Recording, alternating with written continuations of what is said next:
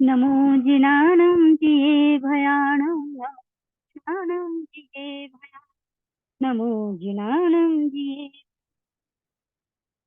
देव गुरु धर्म के साक्षी से आज हम निग्रंथ प्रवचन धर्म निरूपण अध्याय 7 की 11वीं गाथा का विवेचन कर रहे हैं।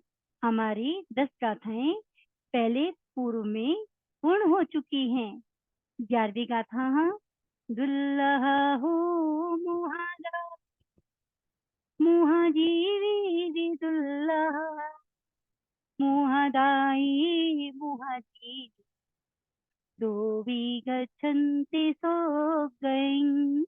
अन्व्यास ए इंद्रभूति मुआदाई स्वार्थ रहित भावना से देने वाला व्यक्ति दुल्लहा दुर्लभ है। और मुआजीवी स्वार्थ रहित भावना से दिए हुए भोजन के द्वारा जीवन निर्वाह करने वाले भी दुल्लहा दुर्लभ हैं। मुहादाई ऐसा देने वाला और मुहाजीवी ऐसा लेने वाला तो भी दोनों ही तो गईं सुगति को गच्छन्ति जाते हैं। इसमें दान देने की भावना और दान लेने की भावना दोनों को ही बताया गया है। भावार्थ, हे गौतम, नाना प्रकार के ऐहिक सुखों को प्राप्त होने की स्वार्थ रहित भावना से जो व्यक्ति दान देता है, ऐसा व्यक्ति मिलना बड़ा ही दुर्लभ है। और देने वाले का किसी भी प्रकार संबंध व कार्य न करके उससे निस्वार्थ ही भोजन ग्रहण कर अपना जीवन निर्वाह करते हो, ऐसे महान पुरुष भी कम हैं। अतएव बिना स्वार्थ से देने वाला मुहादाई और निष्प्रह भाव से लेने वाला मुहाजीवी दोनों ही सुगति में जाते हैं।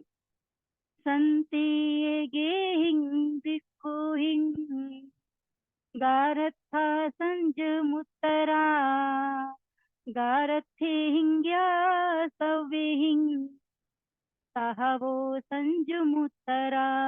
अन्व्यार्थ, इंद्रभूति एगेहिं कितने ही भिक्खुहिं शिथिल साधुओं से गारथा गृहस्थ संजमुत्तरा संयम में जीवन बिताने में अच्छे संति होते हैं। यह और सव्यहिं देशव्रति वाले सब गारथेहिं गृहस्थों से संजमुत्तरा निर्दोष संयम पालन करने वाले श्रेष्ठ हैं। भावार्थ, के आर्य कितने शिथिलाचारी साधुओं से गृहस्थ धर्म पालन करने वाले गृहस्थ भी अच्छे होते हैं, जो अपने नियमों को निर्दोष रूप से पालन करते रहते हैं। और निर्दोष संयम पालन में जो साधु हैं, वे देश व्रति वाले सब गृहस्थों से बढ़कर हैं। अब ये देखिए, साधु और गृहस्थ दोनों को ही उच्च कोटि का बताया है, अगर वो निर्दोष रूप कार्य और अपना संयम पाले तो। चीराजिणम जड़े संगाड़े मुंड एयाणि वीणा कायन्ति दुस्सीलं पर्यागयम्। अन्व्यास, हे इंद्रभूति, दुस्सीलं दुराचार का धारक, चीराजिणं केवल वलकल और चर्म के वस्त्र वाला, नगीणिनं नगन अवस्था वाला, जड़ी जटाधारी संगाड़ी वस्त्र के टुकड़े सांध सांध कर पहनने वाला, मुंडिनं केसों का मुंडन या लोच करने वाला, एयाणी ये सब पर्यागयं दीक्षा धारण करके भी ना नहीं काहिंती रक्षित होते हैं। भावार्थ, हे गौतम, संयमी जीवन बिताए बिना केवल तरखतों के छाल के वस्त्र पहनने से या किसी किस्म के चर्म के वस्त्र पहनने से अथवा नग्न रहने से अथवा जटा धारण करने से अथवा फटे टूटे कपड़ों के टुकड़ों को सी सी कर पहनने से और केसों का मुंडन वे लोचन करने मात्र से कभी भी मुक्ति नहीं होती। इसी प्रकार भले ही वह साधु कहलाता हो, पर वह दुराचारी ना तो अपना स्वतः का रक्षण कर पाता है और ना ही औरों का भी। अतः स्व पर कल्याण के लिए शील सम्यक चारित्र का पालन करना ही श्रेष्ठकर या उत्तम है।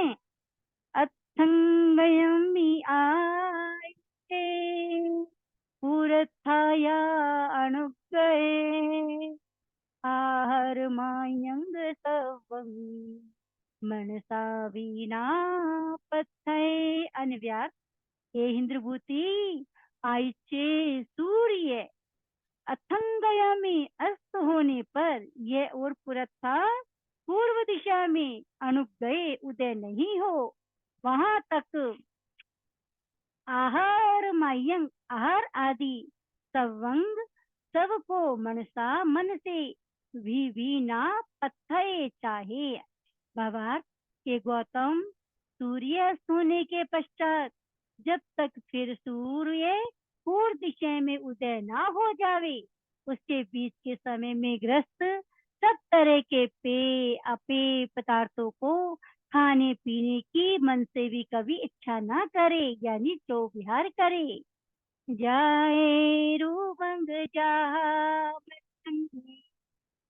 निद्वंत मल पावगं राग दोष भयातीतं संग वयं भूम महर।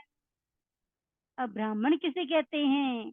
अनिव्यार्थ इंद्रभूति, जहाँ जैसे मठंग कसोटी पर खसा हुआ और निद्वंत मल पावगं अग्नि से नष्ट किया है मल को, जिसका ऐसे जाए रूपंग स्वर्ण गुण युक्त होता है, वैसे ही जो राग दोष भयातीतं राग द्वेष और भय से रहित हो, संग उसको वयंग हम महानंग ब्राह्मण भूम यानी कहते हैं।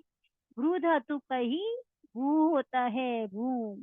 भावार्थ के गौतम, जिस प्रकार कसौटी पर कसा हुआ अग्नि के ताप से जिसका मैल दूर हो गया, ऐसा स्वर्ण ही वास्तव में स्वर्ण होता है।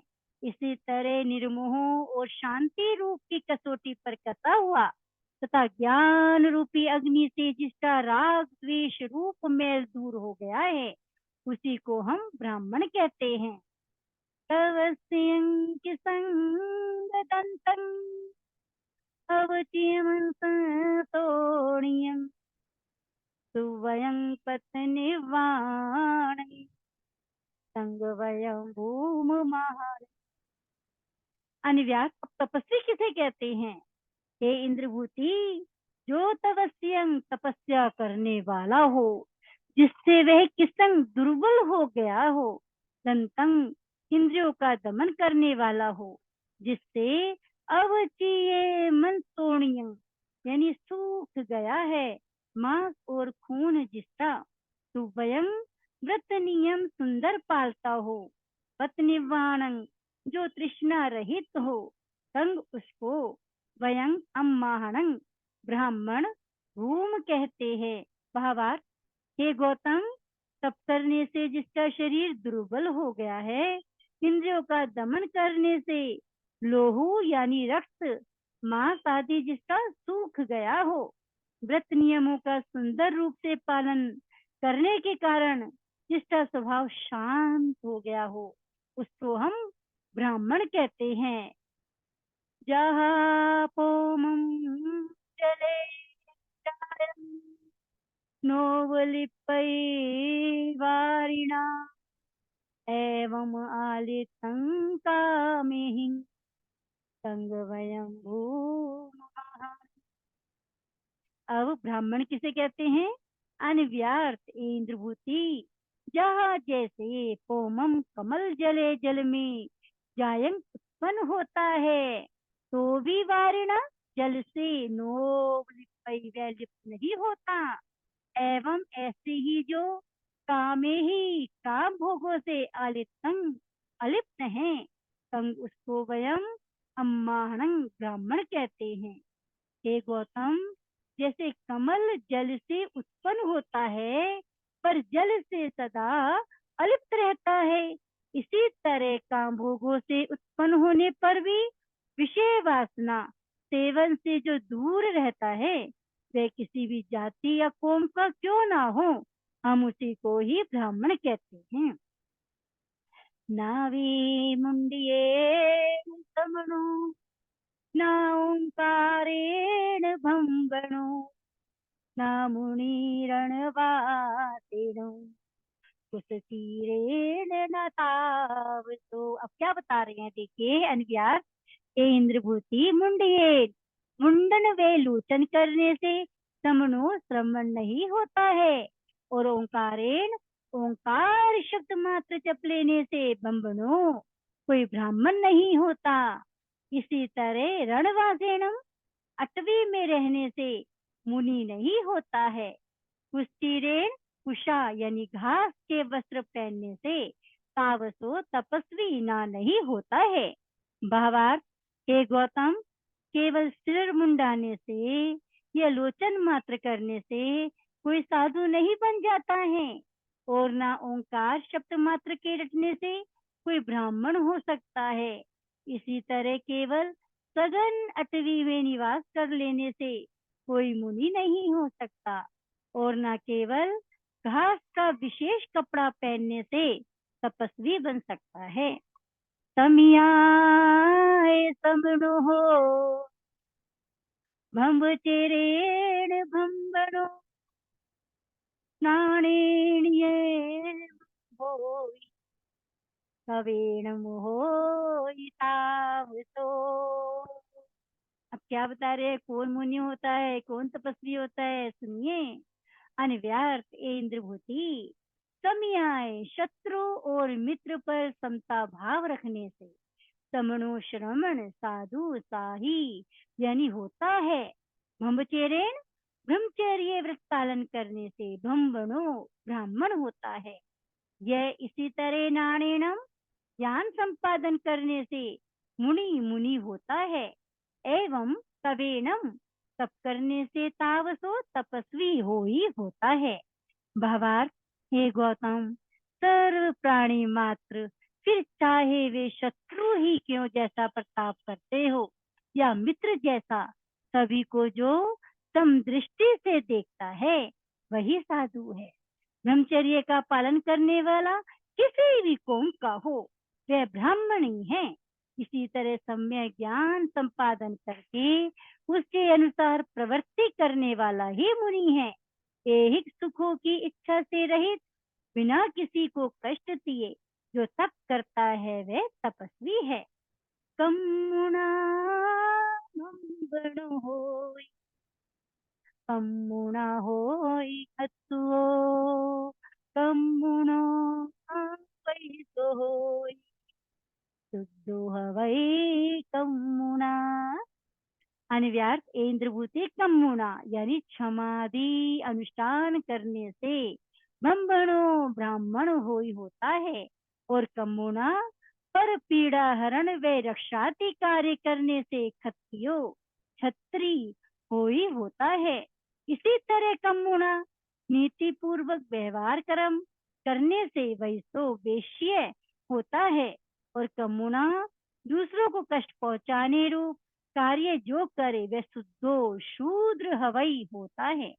भावार्थ, हे गौतम, चाहे जिस जाति वे कुल का मनुष्य क्यों ना हो, जो क्षमा सत्य शील तप आदि सदनुष्ठान रूप कर्मों का कर्ता होता है वही ब्राह्मण है। केवल छापा तिलक कर लेने से ब्राह्मण नहीं हो सकता, और जो भय दुख आदि से मनुष्यों को मुक्त करने का कर्म करता है वही क्षत्रिय अथवा राजपुत्र है। अन्याय पूर्वक राज करने से तथा शिकार खेलने से कोई भी व्यक्ति आज तक क्षत्रिय नहीं बना।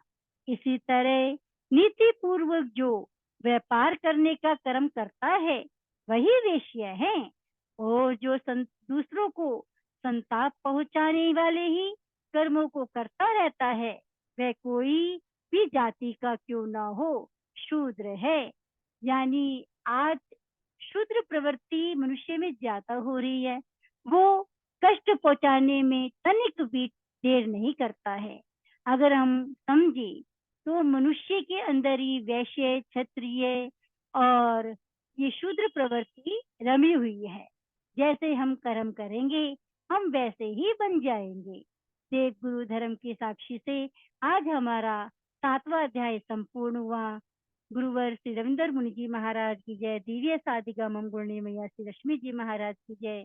ज्ञाना वर्ण्य कर्म का क्षय हो और अंतराय कर्म का विषय हो। अष्ट कर्मों को क्षय कर हम सिद्ध बुद्ध मुक्त बने या न बने उस प्रवृत्ति में चलते चले जाएं। और जय सबको जय जिनेन्द्र। गुरुदेव को मथीन वंदामी। जय गुरुदेव, जय महावीर, जय प्रेम सुख, जय गुरुना मैया।